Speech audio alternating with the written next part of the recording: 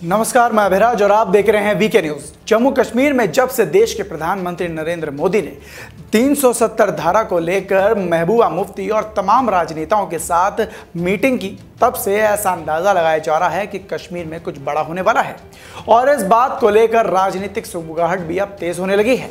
साथ ही पाकिस्तान परस्त लोगों और आतंकियों के पेट में मरोड़ भी तेजी से बढ़ रही है और तब से लेकर अब तक कश्मीर में कुछ आतंकी संगठन आम जनता को निशाना बना रहे हैं, पुलिस और भारतीय सेना पर हमला कर रहे हैं और सुरक्षा कर्मियों के ठिकानों में घुसपैठ कर रहे हैं।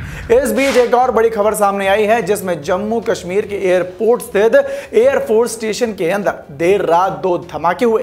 पहला धमाका रात 1:37 पर हुआ और दूसरा धमाका ठीक 5 मिनट बाद 1:42 पर हुआ। हालांकि इन धमाकों में कोई नुकसान नहीं हुआ है। वायुसेना ने ट्वीट कर पहले ही बता दिया है कि धमाका बिल्डिंग की छत पर हुआ और दूसरा धमाका जमीन पर हुआ। धमाके से सिर्फ बिल्डिंग को क्षति पहुंची है, यानी कि सिर्फ बिल्डिंग में डैमेज हुआ है, लेकिन किसी की मौत की खबर नहीं है। तो वहीं अब धमाके में आतंकी हमले के एंगल को खंगालने के लिए इसके लिए ही थोड़ी ही देर में एनआईए और एनएसजी की टीमें वहां पर पहुंचने वाली है। सूत्रों के मुताबिक अब तक हुई जांच में ड्रोन से आईईडी गिराने का शक जताया जा रहा है। माना जा रहा है कि पड़ोसी मुल्क पाकिस्तान की ओर से ड्रोन के जरिए आईईडी गिराया गया है, क्योंकि एयरफोर्स स्टेशन और बॉर्डर के बीच महज 14 किलोमीटर की दूरी है और ड्रोन के जरिए 12 किलोमीटर तक हथियारों को गिराया जा सकता है। आपको बता दें कि इन धमाकों को अंजाम देने के लिए 2 ड्रोन का इस्तेमाल करने की बात सामने आ रही है। इस बात की आशंका और भी गहरी इसलिए होती जा रही है क्योंकि असला बारूद गिराने वाले ड्रोन को रडार में पकड़ पाना काफी दिक्कत का सामना करना पड़ता है। पहले भी कई बार ऐसे ड्रोन रडार की पकड़ में आने से बच चुके हैं। सूत्रों ने यह भी बताया है कि जल्द ही वायुसेना की high level investigation team Jammu पहुंचने वाली है। सूत्र बताते हैं कि हमलावरों का टारगेट एयरबेस में खड़े एयरक्राफ्ट थे जिन्हें वो क्षतिग्रस्त करना चाहते थे। तो वहीं अब इस मामले को गंभीरता से लेते हुए रक्षा मंत्री राजनाथ सिंह ने वायुसेना vice air chief air marshal HS Arora से बात की है और मामले पर जानकारी ली है। अब वेस्टर्न कमांड के दूसरे सबसे सीनियर अधिकारी एयर मार्शल विक्रम सिंह हालात का जायजा लेने के लिए एयरफोर्स स्टेशन पर पहुंचने वाले हैं।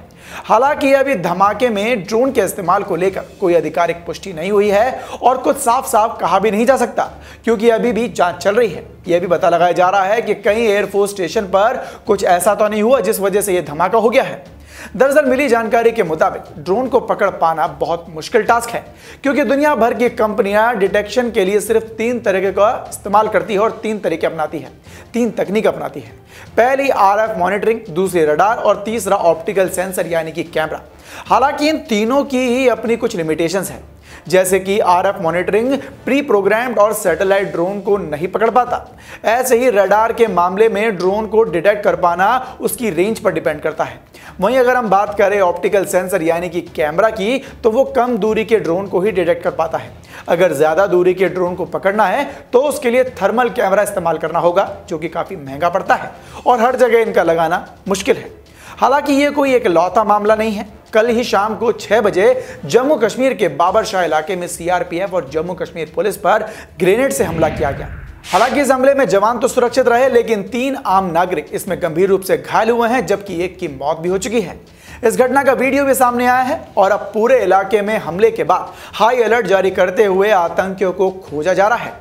खैर, अब एयरफोर्स स्टेशन के अंदर जो धमाका हुआ है उसकी वजह और उसके गुनहगारों को तो हमारी सुरक्षा एजेंसी पता लगा ही रहेगी और उनको उनके किए की सजा जरूर देगी।